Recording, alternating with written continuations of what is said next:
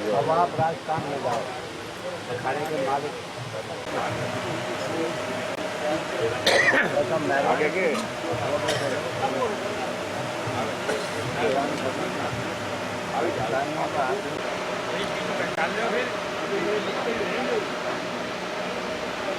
गाँव वाला निकालना चाहेंगे अखाड़े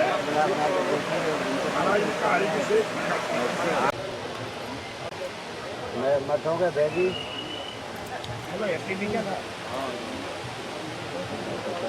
यह है कभी पुराने जमाने में रहे वो जब तो पंच था तब तो गाड़ी घोड़े भी नहीं थे जब यहाँ थे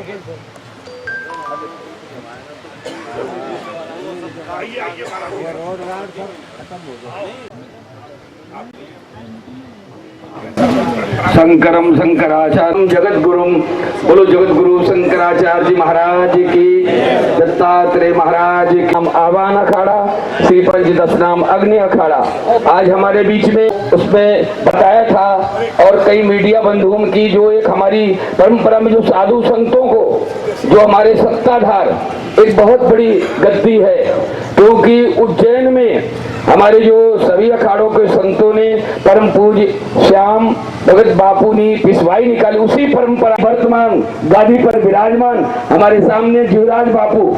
और उनके बाद लघु महंत के रूप में अभी हमारे जो है विजय बापू और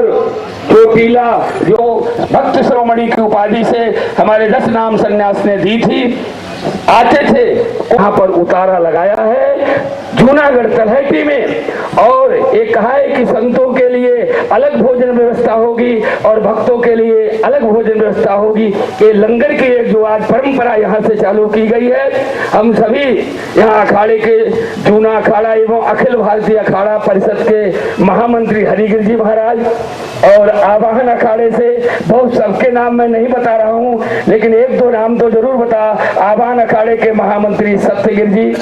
और अग्नि अखाड़े के हमारे बापू मुक्तानंद जी और जूना अखाड़े के जो है अध्यक्ष उमाशंकर भारती जी एवं आवाहन अग्नि और जूना के सभी पंचों के पदाधिकारी श्रीपति हर हर महादेव। अब मैं जो है जूना अखाड़े के महामंत्री व अखिल भारतीय अखाड़ा 13 अखाड़ों के जो और वो सिद्ध गिरनार एक ऐसा क्षेत्र है जहां हम लोग मानते जन जन्मांत का पुण्य होने के बाद चाहे और जगत गुरु रामानंद जी थे, चाहे और तमाम पंथ के जितने भी लोग थे,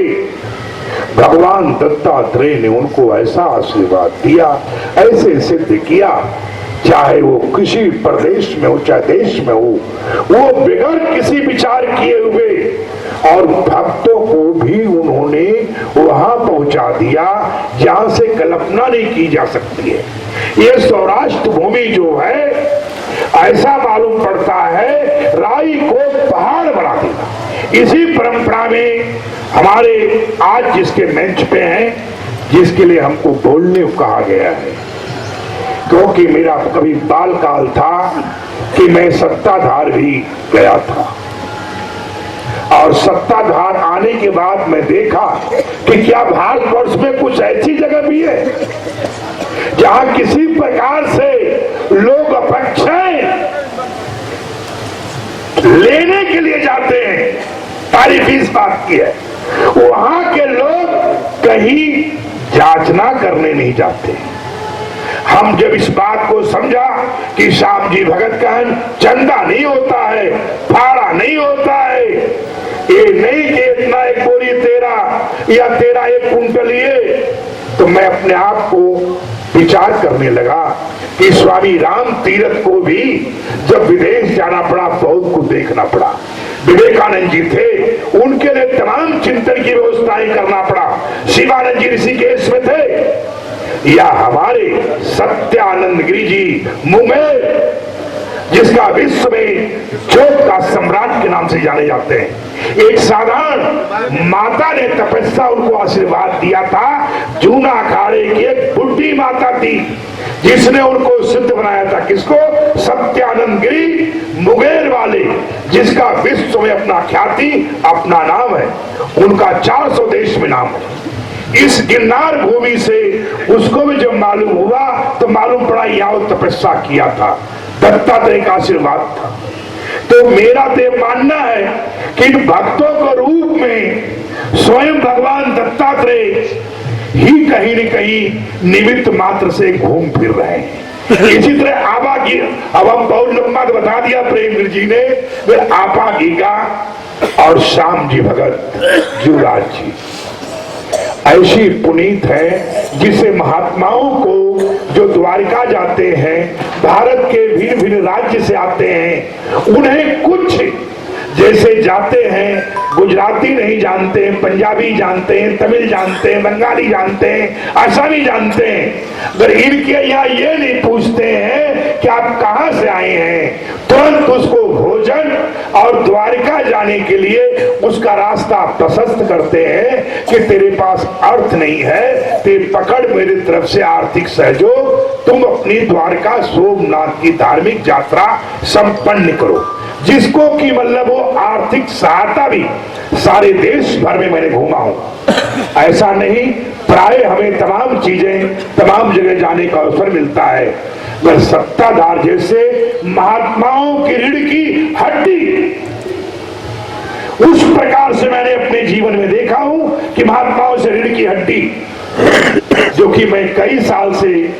हमारे भाग्य में नहीं हुआ, पर उस सत्ताधार में कभी 10 दिन कभी 5 दिन हम भी बैठ के ये चाहते थे कि कुछ हमें तो दो कि हम भी किसी कुछ कर सकूं। कहा वो लीलकंठ महादेव आपा गीगा जब श्याम जी भाई थे तो मैं वहां बैठ के प्रार्थना करते थे, वो लोग बोले हमसे विदाई कब लेंगे, बहुत साधु होंगे इसमें। हम 10 दिन रहा, मैंने कहा विदाई तो मेरा कुछ और था, मेरा लक्ष्य कुछ और था कि तो बाबा गीगा है, इनसे कुछ आशाएं, कुछ चिंतन जो कि मैं कुछ कर सके, इसलिए मैं हृदय से उन्हें प्रणाम करता हूं। आपा गीगा को, उस परंपरा को जो संतों का, साधु महात्माओं का, आश्रित का, जो किसी प्रकार से जाने अनजाने कोई मतलब नहीं, वो कौन है, क्या है, हिंदू है, मुसलमान है, सिख है, ईसाई है, जहां कोई विचार नहीं होता है। सिर्फ ये है कि मैंने श्याम जी को दर्शन किया हूं, युवराज जी का दर्शन किया हूं, जो स्वयं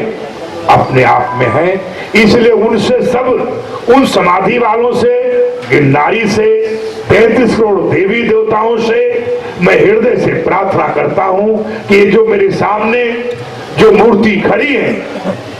इनके रूप में आपा गाबा और जो सिद्ध महापुरुष हुए हैं, इनके अंदर वास करें, इनके द्वारा वो काम कराएं जो विश्व में इनका नाम हो। यही कहते हुए अपने वाणी को विश्राम करता हूं। नमः पार्वती।